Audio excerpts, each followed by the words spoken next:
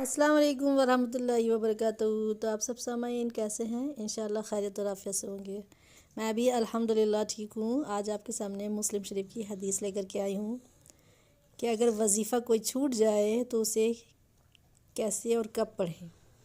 तो आइए नबी सल्लल्लाहु अलैहि वसल्लम ने इस पर क्या फ़रमाया ये जानते हैं। रसूलुल्लाह सल्लल्लाहु अलैहि वसल्लम ने इरशाद फरमाया, जो शख्स अपना रात का वजीफ़ा या उसका कुछ हिस्सा अदा किए बगैर सो गया और उसे फजर और ज़ोहर के दरमियान पढ़ लिया तो उसके लिए लिखा जाएगा कि उसने ये वजीफ़ा रात ही को पढ़ा है। सुबहान अल्लाह। यानी कि अगर आपका कोई वजीफ़ा आप जो रातें पढ़ते हैं वो भूल गए या कुछ ही पढ़ते पढ़ते सो गए और फिर आपने उसे ज़ोहर और फजर के बाद यानी ज़ोहर से पहले इस बीच के दरमियान में पढ़ लिया तो अल्लाह ताला उसे रात के ही वजीफ़े में शुमार करेगा और उसको उसका वही अजर सवाब मिलेगा जो वजीफ़े का रात के पढ़ने का अजर सवाब है। सुबहान अल्लाह। तो आप और हम क्या करते हैं ना, हम लोग की आदत ये है कि हमने अगर कोई वजीफ़ा पढ़ रहा है या पढ़ रहे हैं और उसे छोड़ दिया तो बस वो छूट गया, तो फिर अब दूसरे दिन रात में ही पढ़ेंगे, वो छूट गया, मिस हो गया हमसे।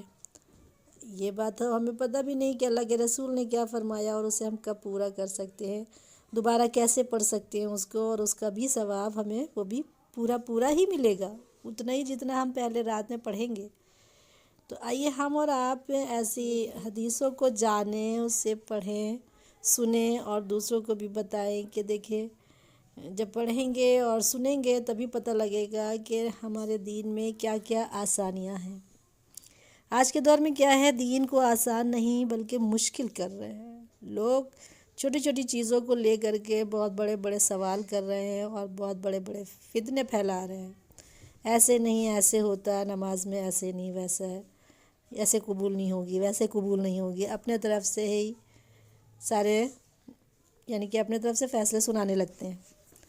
हमें क्या पता कि हमारी नमाज़ कबूल हो रही है, या किसी को भी नहीं पता कि वो कबूल हो रही है या नहीं हो रही है।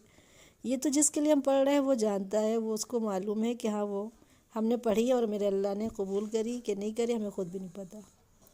लेकिन हाँ, हमें ये पता है कि हमारे अल्लाह ने हमें बुलाया तो हमें पढ़ना है, उसे छोड़ना नहीं है इसलिए कि हमारी नमाज़ सही नहीं है।